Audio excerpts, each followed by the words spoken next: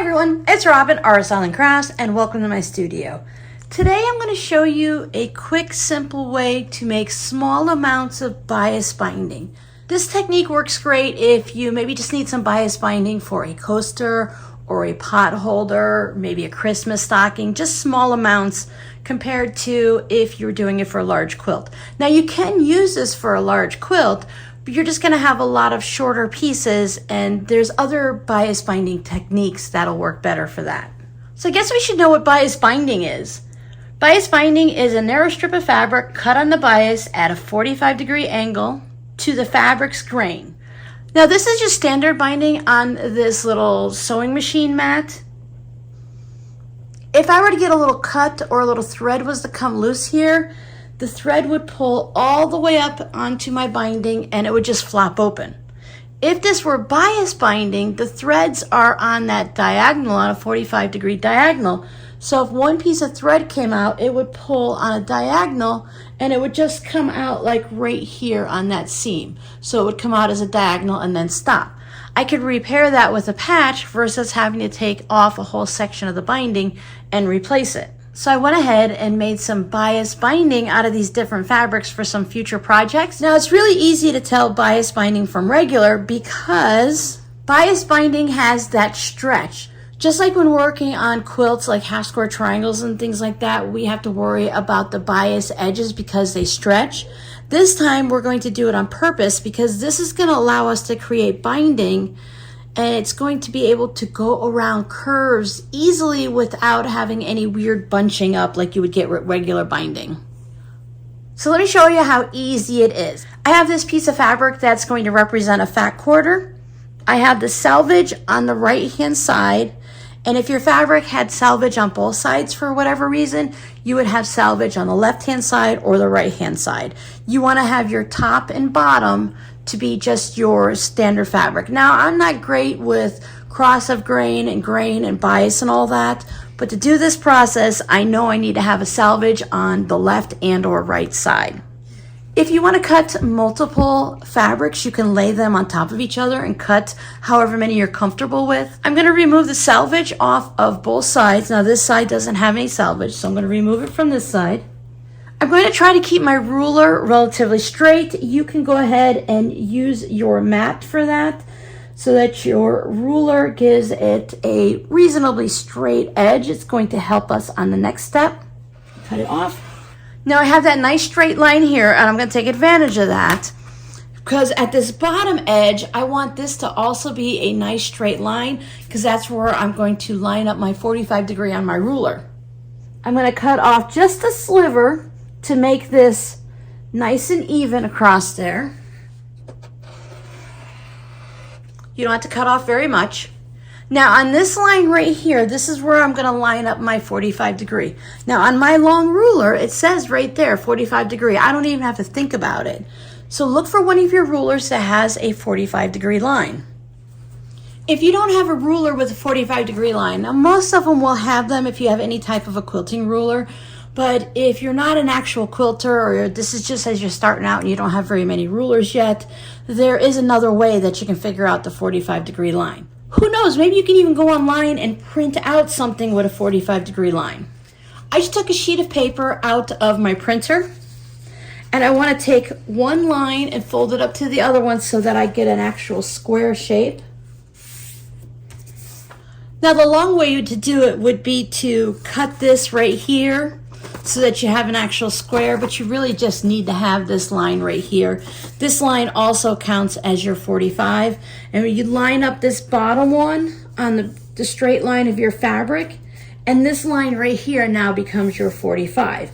It does get a little bit more difficult to cut when you're doing this, but you can just put whatever ruler you do have down and use that with that on there. But it's much easier if you actually have a ruler with a 45-degree line on it. So there's my straight line. This is my 45. If you have a hard time seeing your 45, you can always put a piece of washi tape there so that you can see it better. And I want to line that 45 up with the bottom of my fabric. So with my 45-degree lined up there, when I make this cut along the ruler, that would give me my starting point for my bias. Now you can slide this down on your fabric wherever you would like, but the further you go in one direction or the other, when you get to these corners, you're going to have small pieces of fabric and you're going to have to sew them together to create your long strip of bias binding. So you could come down as far as you would like and just start with that little piece, but I'm going to go up a little further. This is my 9-inch mark there. I feel comfortable with that. I don't mind having some short pieces. I would just, of course, prefer longer ones. If you only need 1 or 2 pieces, you can move your ruler and just cut them right there. But I'm going to make a bunch so that I'm prepared. This is white fabric with the white snowflakes on it so that I can go ahead and use this during holiday time. I think it would be fun to go around some Christmas coasters or maybe for a stocking. Now this square I'm going to save for something else. If you do this with different colored fabrics, you could always take 2 of them. If you had a red fabric next time or whatever color, you could put these 2 together and make a half square triangle, or just go ahead and put this in your scrap. You can get a square out of it, so if you're putting squares into your scrap bin, you can do that. Now I like to cut my binding at 1.5 inches. So whatever size you cut your binding, or you think you might do it for a pattern you're following, that's how much of a width I'm going to be cutting on my next cut. I'm going to be lining up 1.5 inches on that bias binding line there, created with a 45-degree. So I have 1.5 inches on my ruler right on there, and then I'll just cut.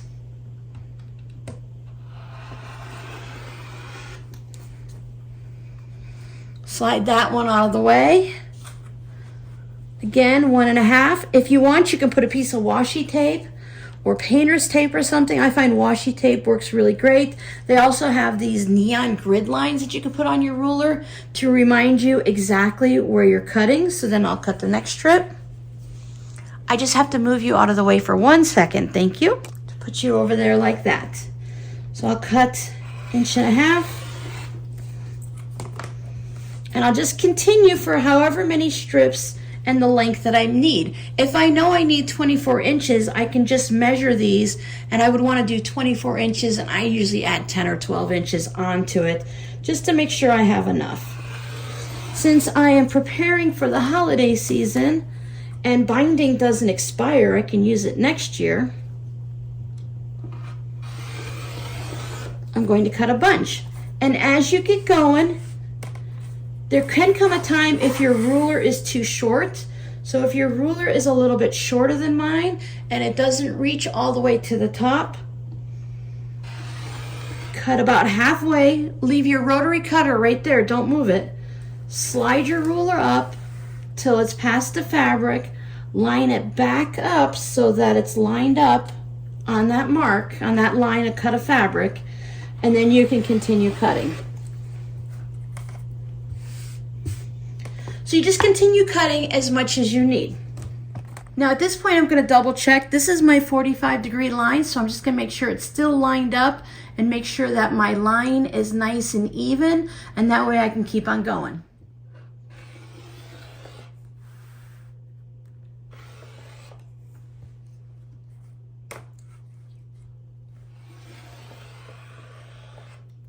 Now we'll go ahead and sew these together, and we're going to treat them just like regular binding, except we do have these angles on the edges of them.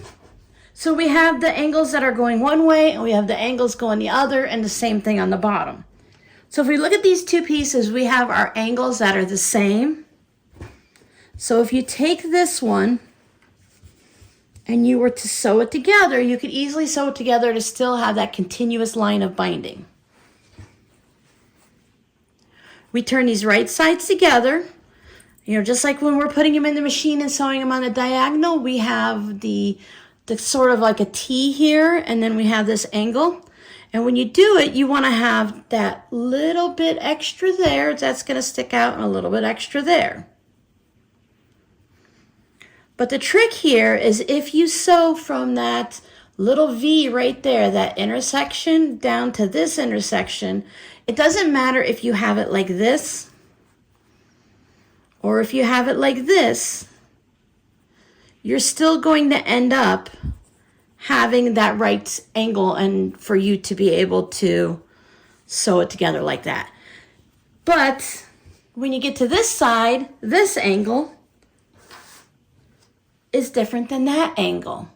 At least some of them are. If you put it from here to here, you will have that matching angle there. But when you go to put the next piece on, you would have to find one that would work there. Now, it can be done. It's not that difficult. What I like to do is I just stack them all up and I will trim off the edge so that it's all square. I don't want to deal with the angles and flipping them and cutting new angles or anything like that. The amount of fabric that I lose is going to be very little when I stack these up. I put all the angles going in the same direction.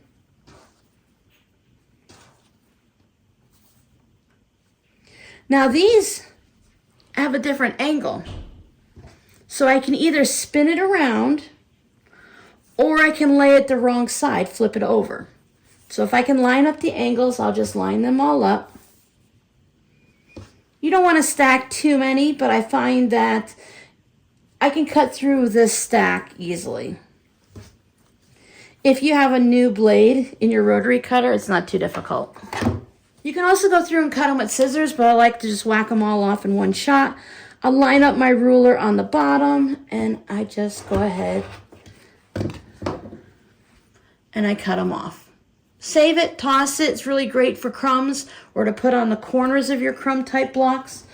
Now I also still need to do it on this side, so now I need to line these all up. And I find it's just quicker and easier for me, and I don't have to think when I'm at the sewing machine. Of course, you can do it any way that works for you. See, we have some of our shorter pieces here, so they will become a little bit shorter once you cut off that bit. But if the angles weren't going in the right direction, you would have to fix it anyway. So this one, the angle's going in the wrong direction, so I will flip it over because I already cut the other side flush. And this one's just being weird. I'll cut that one on its own because that must have been from the corner of where I cut the fabric, because I created my own fat quarter. It wasn't an actual one. I just cut it off of yardage. It's easier to do this with a half yard or less.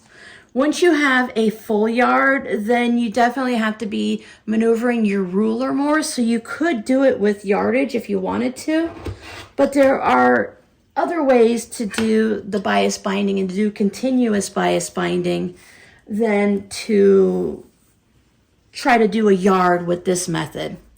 So I'll take these over to the sewing machine, right sides together.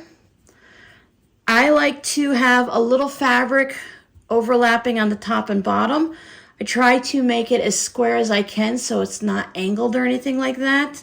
And I'm going to sew from this little V down to this little V. You could put pins in it and you can mark it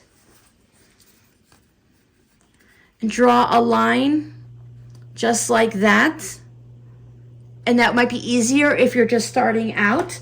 But I've made enough binding now that I'm comfortable doing this so that once I stitch it and I open it up, it's going to have a continuous line and it's not going to have any weird bits like that. So it's just something you learn and you practice.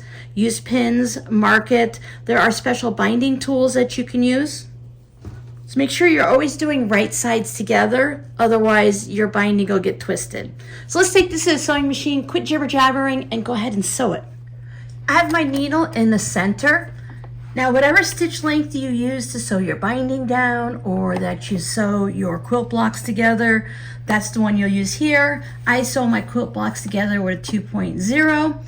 I do like to use a 1.8 on my binding. I just like to have it a little bit stronger and less gaps where it could possibly pull apart. I have my first piece of fabric right sides up. This is already a short piece, so I'm going to grab a longer piece so I don't have two short pieces right together if I can avoid it. I'm going to lay these right sides together. And I'm going to sew from that V down to this V. And I'm going to use my Click Click Sew seam tape here to help me line it up.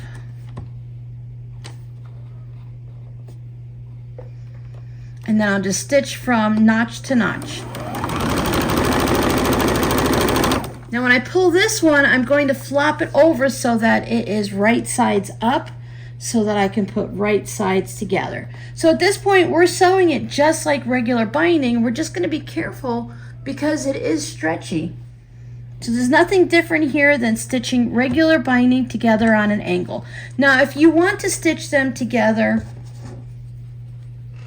and match the ends up like that, you can do that. You don't have to do it on the diagonal. Whatever your preference is going to work. Always making sure you're not twisting the strip and you're just, I like to put one hand here and I grab the end and I just fold it over, and that way I don't get mixed up. This one was a longer one, so I'll bring in one of the shorter ones just to mix them up so I don't have two seams really close together. I'll just keep doing this until all of my binding is sewn together. There's all my binding all sewn together. Remember, we're still being cautious with this. We don't want to stretch it because it's bias.